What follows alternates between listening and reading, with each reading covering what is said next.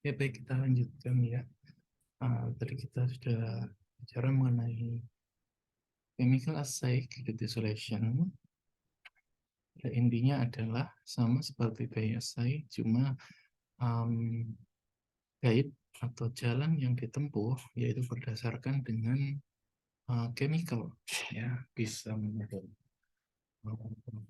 chemical propertiesnya ya, sifat fisika kimia, ataupun kebanyakan adalah berdasarkan golongan senyawa maupun gugus fungsi yang ada, seperti itu gitu ya. Oke, intinya seperti itu ya. Contohnya misalkan bayangannya adalah gini.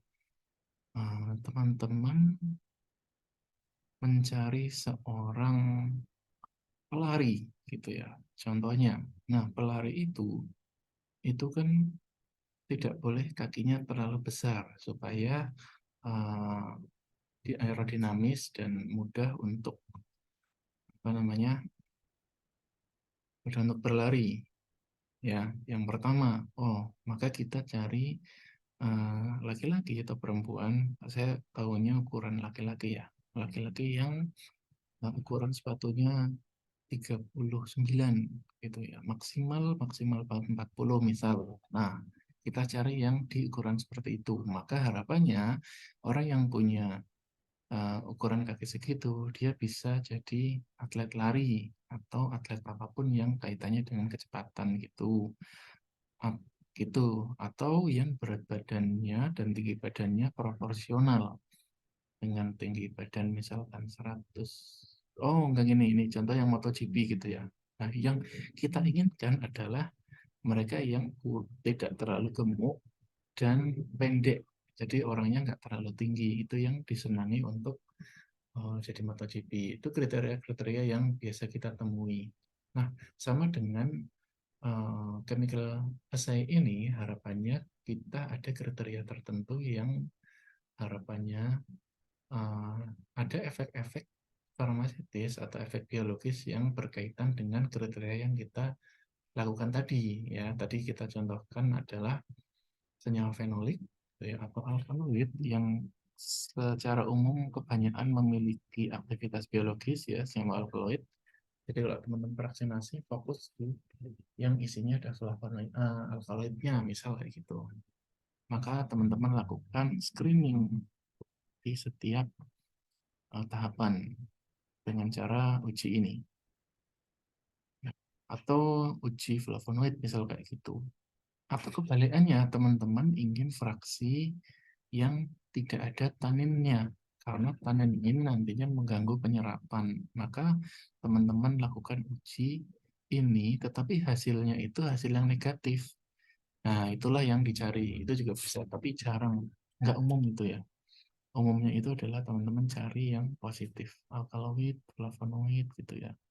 Atau kalau lebih spesifik sampai ke gugus fungsinya ya, teman-teman cari yang ada gugus amina atau sulfonatnya gitu kan. Nah, gugus-gugus ini biasanya juga memiliki aktivitas tertentu. Jadi seperti kayak gugus beta, bukan gugus ya, itu kerangka beta laktam gitu ya. Nah, itu biasanya ada fungsinya sebagai antibiotik. Nah, ada juga contohnya gugus amina di sini ya. Banyak juga dia ada potensi aktivitasnya, ada antibakteri, tidak pasti, akan tetapi kita kita ada screeningnya gitu. Lalu ada gugus sulfonat, ada antibakteri, antiinflamasi juga. Tidak semua gugus sulfonat gitu secara poten memiliki aktivitas anti kanker atau anti tumor gitu. Akan tetapi kita ingin menyaring dari sekian banyak fraksi-fraksi mana sih yang ada gugus sulfonatnya, nah gitu. Oleh karena itu sebetulnya chemical assay ini lebih ke senyawa yang memang sudah diketahui atau hanya kombinasi. Jadi kombinasi PSA dan kombinasi dengan chemical assay itu yang biasanya dilakukan seperti itu. Ini juga ada jurnal yang dia mencari suatu senyawa yang alkena. ya, saya tahu senyawa alkena, dia menggunakan sebenarnya ini saya ambil dari jurnal yang dia mendevelop metode ya, metode di mana senyawa yang dia kehendaki nantinya akan berfluorescence. Itu ya, contohnya ekstrak ini diekstraksi kemudian dipartisi, fraksinasi menjadi ekstrak heksan, fraksi heksan, ya, kloroform, etilasetat, butanol dan sebagainya. Ternyata setelah direaksikan maka yang fluoresensi adalah ekstrak fraksi heksan. Dan selanjutnya fraksi-fraksi selanjutnya terus sehingga ada M dan L ini yang berfluoresen. Artinya dia melakukan suatu develop metode yang kalau kita tambahkan suatu reaksi maka menghasilkan fluorescence di situ. Ya, yang nantinya di sini juga dia mengaplikasikan di bidang contoh kayak KLT misalnya atau plat-plat tertentu yang di situ nanti ketika kita reaksikan maka ada fluoresensi yang kita kehendaki dan bisa juga dia nempel di situ kayak gitu sehingga dibilas dan didapatkanlah misalkan ada senyawa ya, senyawa ditempelkan tuh di situ. Nah, senyawa apa? Ekstrak gitu ya. Nah, ekstrak sebanyak ini misalkan ekstrak atau isolat dilewatkan ke sini, kemudian yang ada al alkenan apa ya? Kok di jurnal nggak ada? Saya lupa dia apa intinya senyawa alkuna atau kalau nggak salah ya. Nah, senyawa tersebut dibuat dia bisa apa namanya ya terjadi reaksi klik sehingga dia bisa berinteraksi dengan plat ini yang nantinya di wash atau dicuci sehingga didapatkan senyawa-senyawa yang dikehendaki tadi. Kemudian dilakukan ini MS kayaknya, mass spectrum HPLC ding. PLC ya, dia tidak didapatkan senyawa yang dikehendaki. Ini ya. Nah ini sebetulnya telejurnal lagi masih baru ya. Ini jarang dilakukan, tetapi teman-teman juga yang tertarik bisa melakukan develop metode-metode seperti ini. Tentunya misalkan ya, misal ini dalam pada beberapa obat-obatan yang dia masih harus lewat senyawa alami gitu ya, dan kita harus pakai ekstraksi yang terus berulang-ulang, pakai gelas kaca yang banyak, pelarut yang banyak, sehingga kita memiliki suatu metode kayak tadi ya, kita punya wadah atau pelat yang kita basahi saja dia. Nah ini senyawa yang oh iya guna. Nah ini ya, dia ingin nyari ini.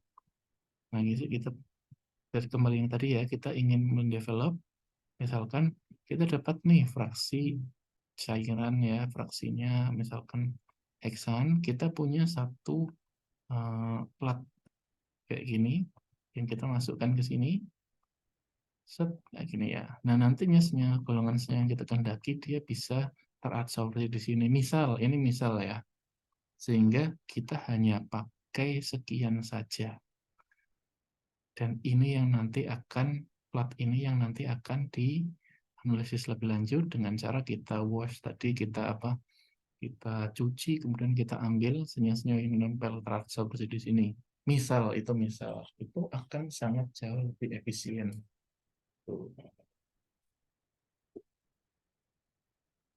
Oke, jadi gambarnya seperti itu ya, chemical assay graded isolation yang kebanyakan ini malah dikombinasikan di dalam bioassay. Jadi chemical and bioassay graded isolation. Nah, selanjutnya ini bahasan yang berbeda gitu ya. Tapi singkat saja, saya kemarin lihat ada soal dari Pak Harmoko sepertinya sudah dapat juga ya. Jadi saya ya ini sebetulnya nggak dijelaskan pun nggak apa-apa ya. Ini cuma ngulang aja senyawa artefak. Artinya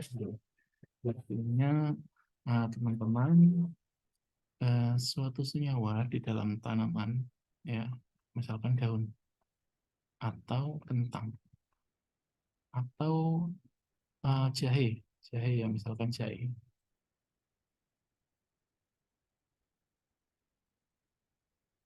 Ini misalkan jahe.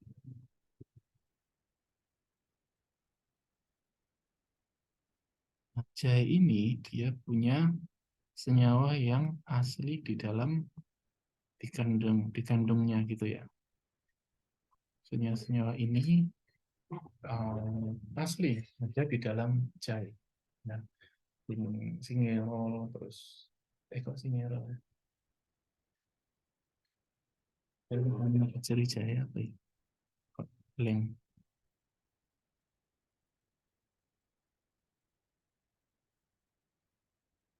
Ginjerol ya Allah. Oke, ginjerol misalnya, ginjerol. Itu dia ada di dalam jahe. Nah, selanjutnya ketika itu alami ada di dalam jahe yang ditanam gitu ya. Di tanaman jahe ini dia diambil, kemudian kita ambil dari apa namanya, dari tanah ya. Set gitu diambil. Yang pertama, dia akan kena paparan sinar matahari. Yang kedua, dia akan kena paparan suhu yang berbeda. Yang ketiga, dia bisa juga tercemar oleh mungkin mikroba atau jamur yang bisa saja mencemari gitu kan. Tuh. Ini kalau kita lihat dari environment atau lingkungan, aspek lingkungan. Nah, setelah kita ambil, kita dapatkan jahe ya, kemudian kita lakukan proses ekstraksi jahe tersebut ya, dari mulai digiling ya, digiling, kemudian dicuci, kemudian banyak ya, pakai air, cuci kan pakai air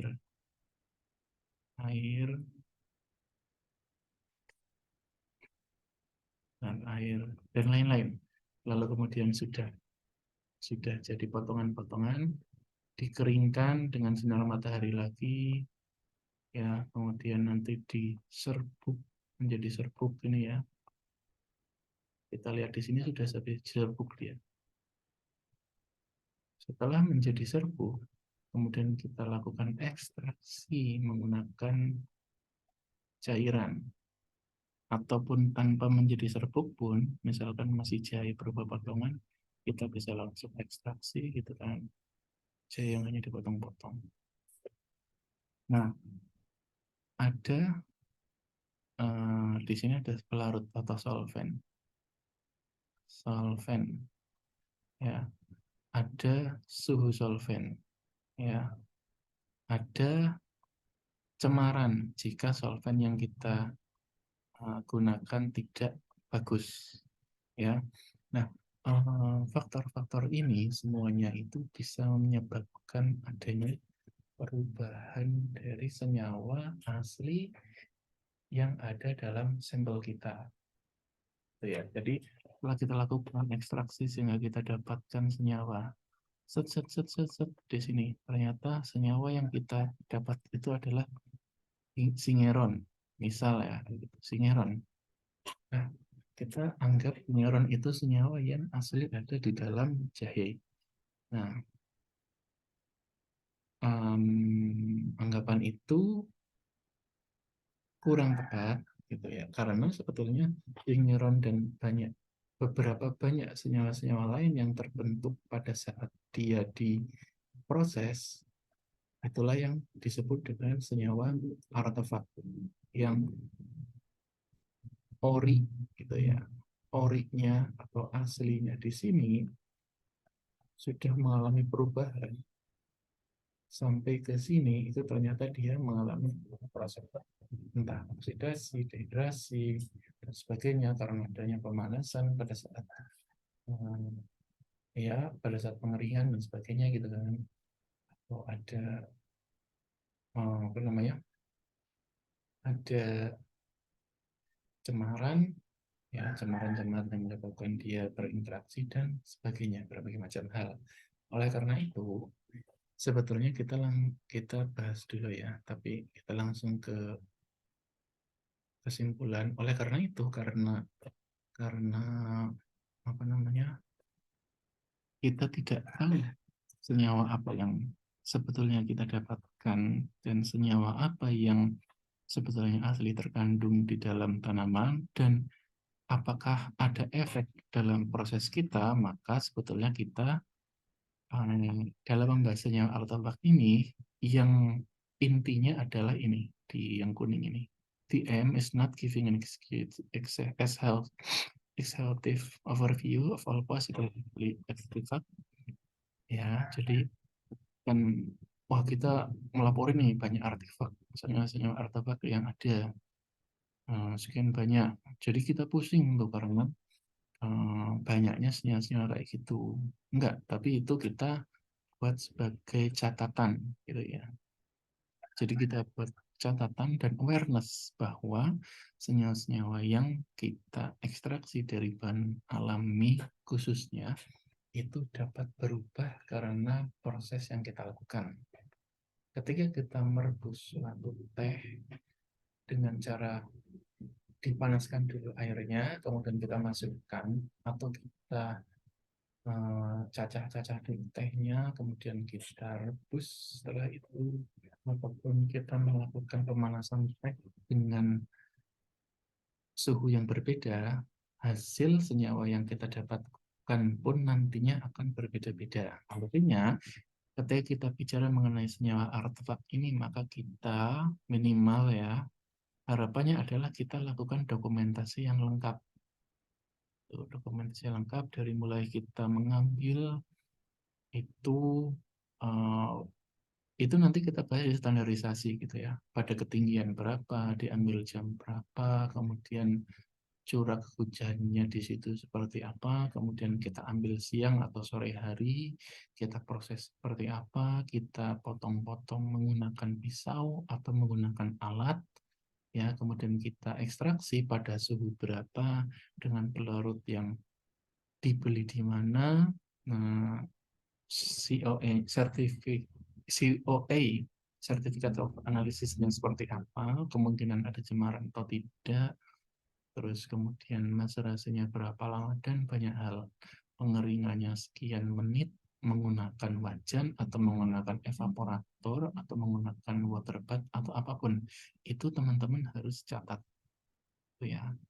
Harapannya adalah agar kita bisa eh, apa ya namanya, catat faktor-faktor yang mempengaruhi produk kita sehingga produk pada saat penelitian kita, sehingga ketika kedepannya dilakukan penelitian serupa hasilnya dalam tanda kutip bisa sama seperti itu karena faktor-faktornya kita catat. Dan ketika kita menjumpai suatu adanya perbedaan dengan peneliti yang lain, kita bisa cocokkan, oh ternyata peneliti lain varietasnya beda misal, atau dia pemanasannya beda, dan kemungkinan besar itu juga bisa menyebabkan perbedaan hasil yang kita inginkan.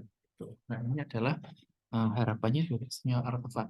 Nah, kita dari sini ambillah beberapa contoh dari senyawa artefak. Beberapa dari banyak sekali senyawa artefak, teman-teman bisa cari sendiri.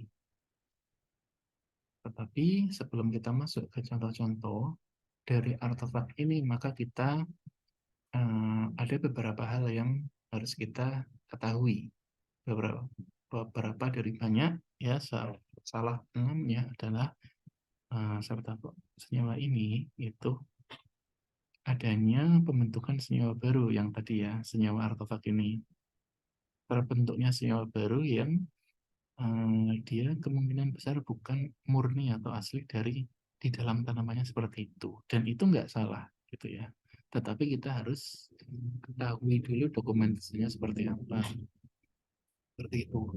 Lalu ketika proses kita tidak bagus, pemanasannya terlalu panas misal, maka kita juga dapat kehilangan senyawa yang kita kendaki gitu ya. Sehingga hasilnya adalah bisa nol atau loss ataupun berkurang total yield atau rendemen atau hasil isolat yang kita dapatkan. Misalkan dengan metode yang benar kita dapat isolat senyawa yang kita kehendaki 10 gram. Kalau kita pakai metode asal-asalan, kita cuma dapat 1 gram. Maka dia bisa berkurang atau bahkan nggak dapat sama sekali. Itu. Nah, ini ada hubungannya nomor 4 dengan metode yang tidak sesuai jika diulangi. Kenapa? Karena banyak sekali yang harus kita catat di sini, sehingga suatu penelitian belum tentu reproducible menggunakan sampel yang sama. Ketika kita menggunakan sampel yang sama, metode penyaringan yang sama, hasilnya apakah reproducible? Belum tentu, karena pelarutnya bisa beda, cara penanganan sampelnya juga bisa beda, pengeringannya bisa beda, dan hingga sampai ke uji aktivitasnya juga bisa beda. Gitu. Maka kita pentingnya di sini kita lakukan hal seperti tadi yang kita bahas di akhir, ya, yang ini, agar tahapan kita bisa diulangi kembali sehingga dia reproducible. Oke, yang lain juga kalau kaitannya dengan senyawa, beberapa senyawa yang aslinya aktif ketika kita salah melakukan isolasi, dia bisa menjadi tidak aktif, atau justru malah dia terbentuk senyawa baru yang malah sifatnya toksik gitu ya. Oke, salah satu contohnya ya, berberin. Ya, berberin ini eh, dari tanaman, beberapa tanaman ya, dari beri-berian, anggur, kunyit, dan lain-lain gitu kan. Nah, beri-berian ini jika tidak dikelola dengan benar, ada beberapa senyawa artefaknya. Beri-berian itu yang ini aslinya, yang atas. Ini salah 4 artefak yang diketahui dari beri-berin gitu ya. Kita bandingkan contohnya misalkan dia ketambahan CCl karena adanya kloroform gitu ya. Kemudian dia ketambahan ada oksidan di sini. Kemudian OCH-nya keganti dengan O, itu ya, substitusi. Di sini juga dia ada lisis pemecahan di sini gitu. Nah, eh, setiap senyawa ini dia bisa jadi positif, bisa jadi negatif. Salah satunya adalah yang dari berubin ini ya. Ternyata setelah diteliti, berberubin ini dia lebih efektif dalam menghambat inflamasi dibandingkan dengan yang senyawa aslinya berberin itu. Jadi tidak melulu senyawa artefak itu jelek gitu ya. Tapi kita harus tahu asal muasalnya berberubin ini adalah dari berberin. Mungkin karena proses-proses tertentu yang kita lakukan sehingga dia jadi seperti ini. Ya, terus juga ada gingerol ini ya, senyawa asli yang ada di dalam jahe itu dia bisa menjadi beberapa macam senyawa. Di sini ada 2 contohnya, zingeron dan sogal. Akibat dari dehidrasi, reaksi retroardol, mungkin saya kurang tahu ini karena pengaruh apa, biasanya karena pemanasan atau karena yang lain gitu ya. Kalau ini jelas ya, hidrasi ini pemanasan sehingga airnya berkurang hidrasinya. Nah, ketika kita panaskan suatu jahe, ya dia terbentuk senyawa, 2 senyawa tadi, sokol dan zingiron. Nah, ternyata sifat antiinflamasi dari sokol ini lebih kuat gitu. Nah, untuk rasa ternyata rasa pedasnya juga lebih tajam dibanding gingerol. Makanya ada orang yang senang jahenya dibakar dulu sebelum ini ya dibuat wedang. Ada yang senang jahe langsung, ada yang senang dipanaskan dulu. Sedangkan zingeron ini ya hasil dari tadi ya pemanasan juga, itu juga dia bisa bikin rasa dari jahe lebih tajam dan ada harum, lebih harum ya. Contohnya jahe bakar tadi ya. Ada orang yang senang jahenya dibakar. Ini asalnya dari zingeron ini. Tetapi biasanya kalau kita kebanyakan membakarnya, maka zingeron yang terbentuk semakin banyak. Padahal zingeron ini itu rasanya sedikit lebih pahit. Kalau dia terbentuk banyak, maka wedang jahe yang kita buat itu malah terlalu pahit gitu ya. Jadi jangan terlalu over gitu ya. Nah, ini contoh senyawa artefak. Dan banyak lainnya. Ini contohnya adalah solanin. Gitu ya. Kalau kentang di dalam, kok solanin itu bisa muncul dalam kentang ini. Aduh, saya enggak, senyawa aslinya itu apa sih ini? Oke, ini pengetahuan aja. Saya lupa senyawa asli di dalam kentang ada apa-apa saja. Tetapi ketika teman-teman terlalu lama menjemur gitu ya, di sinar matahari pada kentang, ataupun memang aslinya ada beberapa kentang yang dia terbentuk karena di alam ya ada suatu glikal-kaloid namanya solanin ini ya. Jadi dia terbentuk karena adanya paparan sinar matahari gitu. Atau di tomat yang masih hijau itu juga masih ada, jadi belum merah ya. Nah, ketika kita makan bagian hijau dari kentang ini atau tomat yang masih hijau, kalau kebanyakan itu untuk orang yang sensitif itu dia bisa sakit kepala yang parah ya, atau gangguan kesadaran atau banyak hal lain, ada keracunan kentang. Nah, ini salah satu contoh senyawa artefak yang sifatnya toksik. Sebetulnya ada banyak. Ini saya cuma sampaikan satu, dua, tiga, ya, tiga dari banyak. Saya ingin merangkum, tapi ya, belum sempat dan memang belum kondusif kesehatannya. Jadi, karena tiga hal ini adalah senyawa-senyawa atau contoh-contoh yang teman-teman jumpai di keseharian itu, dan teman-teman juga harus aware gitu ya. Nanti kalau misalkan saya ekstraksi jahe itu, mau jahe yang asli atau yang sudah dipanaskan, itu kan preparasinya beda. Kemudian kentang, teman-teman juga kalau mau sampling atau penelitian dengan kentang, carilah kentang yang masih sehat. Jangan yang ada hijau-hijaunya pun langsung dimasukin, ya, langsung diserbu semuanya. Itu jangan, karena akan mengotori hasil teman-teman. Ya, jadi kembali ke tadi ya, maksudnya si artefak ini bukan jadi kebingungan kita, ya ekshaustif itu atau kelelahan gitu. Maksudnya jangan bikin kita jadi bingung, akan tetapi untuk menjaga reproducibilitas kita assess yang pertama dokumentasinya sebaik-baik yang kita bisa, gitu ya. Dalam penelitian kan biasanya kita cuma tahapannya ekstraksi menggunakan metanol, rendeman sekian, lalu selesai gitu. Kita nggak jelaskan pemanasannya menggunakan apa, suhu berapa, di kondisi udara yang bagaimana, dengan pelarut apa. Itu kan banyak faktor yang kita bisa cantumkan dalam penelitian kita, dan itulah yang penting untuk dilakukan agar kita punya dokumentasi yang baik untuk melakukan evaluasi dari penelitian kita. Nantinya senyawa-senyawa yang terbentuk itu seperti apa ya, kita lihat dokumentasinya seperti itu.